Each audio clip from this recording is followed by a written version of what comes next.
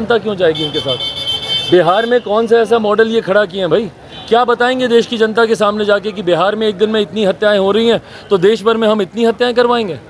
या बिहार में इतना भ्रष्टाचार हो रहा है तो देश भर में हम लोग इतने लाखों करोड़ का भ्रष्टाचार कराएंगे? या बिहार में जहरीली शराब से इतनी मौतें हो रही हैं तो देश भर में शराबबंदी लागू करके हम लोग इतनी मौतें करवाएंगे? क्या मॉडल है इनके पास भाई?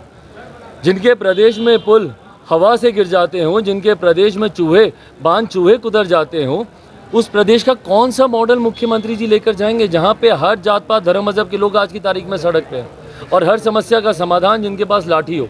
तो उनको देश अपना नेतृत्व क्यों स्वीकार करने देगा बताइए? कर्नाटका में बजरंग दल को बैन करने की बात कांग्रेस ने मैनिफेस्टो में डाली है और उसके बाद अब बिहार में जेडीयू के सांसद भी मांग कर रहे हैं। बजरंग दल को बैन करने को लेकर भड़क उठे चिराग पासवान, नीतीश कुमार को खुली चुनौती दे डाली, कहा बैन करके दिखा। आपको बता दें, बजरंग दल पर हो रही सियासत को लेकर भाजपा एक तरफ बजरंग दल की तुलना बजरंग बली से कर रही है तो वहीं नीतीश कुमार को खुला चैलेंज भी दे दिया गया है, बजरंग दल को बैन करके दिखाए। जी हां, इसी मामले पर लोजपा रामविलास के राष्ट्रीय अध्यक्ष चिराग पासवान से सवाल पूछा गया तो चिराग पासवान ने कहा, नीतीश के पास ताकत है तो बैन करके दिखाए बजरंग दल वाले को। जी हां, लोजपा रामविलास के नेता चिराग पासवान ने कहा कि जदयू सांसद मांग क्या कर रहे हैं, राज्य में उनकी सरकार है, अगर ताकत है तो बैन करके दिखाए। किसी भी संगठन को सिर्फ राजनीतिक लाभ के लिए उनके नाम को इस्तेमाल करने के लिए इस तरह का बयानबाजी करना बिल्कुल गलत है। मैं हर बार यही कहता हूँ, क्या विपक्ष के पास मोदी सरकार से चुनाव जीतने के लिए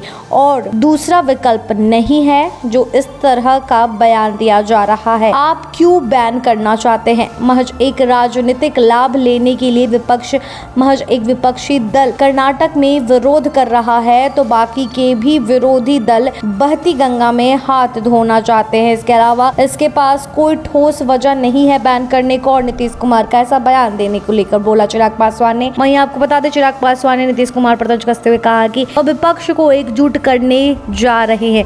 बिहार में बंटवारे की राजनीति कौन करता है? किसने दलित को महादलित किया? किसने पिछड़ा को अति पिछड़ा कहा?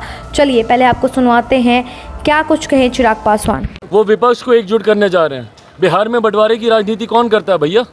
किसने दलित को महादलित किया? किसने पिछड़ा को अति पिछड़ा किया? कौन अगड़ा पिछड़ा की राजनीति कर रहा है? कौन हिंदू मुस्लिम की राजनीति कर रहा है? कौन लव कुश खोरी कुर्मी की राजनीति कर रहा है? कौन महिला पुरुष की राजनीति कर रहा है? बताइए। तो जो बिहार को एक नहीं रख पाए, जो बिहारियों को एक नहीं कर पाए, वो आज विपक्ष को एकजुट करने की बात कर रहे हैं। हास्यास्पद है भैया। और कैसे विपक्ष इनके नेतृत्व में एकजुट होगा? कौन सा मॉडल है इनके पास भैया विपक्ष को एकजुट करने का? कौन सी सोच है इनके पास विपक्ष को एकजुट करने की? और कभी गलती से कोई विपक्ष इनके साथ आ भी गया तो देश की जनता क्यों जाएगी इनके साथ? बिहार में कौन सा ऐसा मॉडल ये खड़ा किए हैं भाई? क्या बताएंगे देश की जनता के सामने जाके कि बिहार में एक दिन में इतनी हत्याएं हो रही हैं तो देश भर में हम इतनी हत्याएं करवाएंगे? या बिहार में इतना भ्रष्टाचार हो रहा है तो देश भर में हम लोग इतने लाखों करोड़ का भ्रष्टाचार कराएंगे? या बिहार में जहरीली शराब से इतनी मौतें हो रही हैं तो देश भर में शराबबंदी लागू करके हम लोग इतनी मौतें करवाएंगे? क्या मॉडल है इनके पास भाई? जिनके प्रदेश में पुल हवा से गिर जाते हों, जिनके प्रदेश में चूहे कुतर जाते हों, उस प्रदेश का कौन सा मॉडल मुख्यमंत्री जी लेकर जाएंगे जहां पे हर जात पात धर्म मजहब के लोग आज की तारीख में सड़क पे हैं और हर समस्या का समाधान जिनके पास लाठी हो? तो उनको देश अपना नेतृत्व क्यों स्वीकार करने देगा बताइए? कर्नाटका में बजरंग दल को बैन करने की बात कांग्रेस ने मैनिफेस्टो में डाली है और उसके बाद अब बिहार में जेडीयू के सांसद भी मांग कर रहे हैं। बहनों को नचवाया जाता है, कपड़े पहनाए जाते हैं, विवादित बयान दिया है, कैसे देख रहे हैं? भाई मेरी समझ में नहीं आता कि सरकार को बिहार की ज्वलंत समस्याएं दिखती हैं कि नहीं दिखती हैं, या ये लोग देखना नहीं चाहते। बार बार लोगों की आस्था, लोगों के विश्वास का मजाक उड़ाना और उस पर बयानबाजी करना।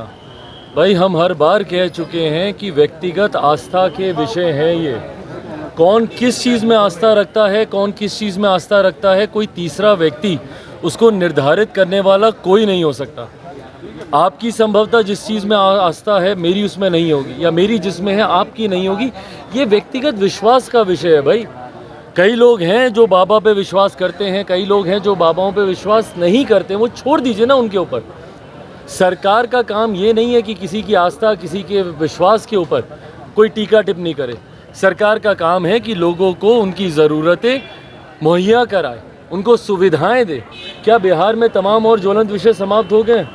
क्या पूरी की पूरी सरकार, कौन से बाबा आ रहे हैं, कौन से बाबा नहीं आ रहे, छोड़ दीजिए ना लोगों के ऊपर भाई। लोग देखेंगे, समझेंगे अपना। कोई आएगा, मिलेंगे, नहीं आएगा, नहीं मिलेंगे, ये लोगों के ऊपर है।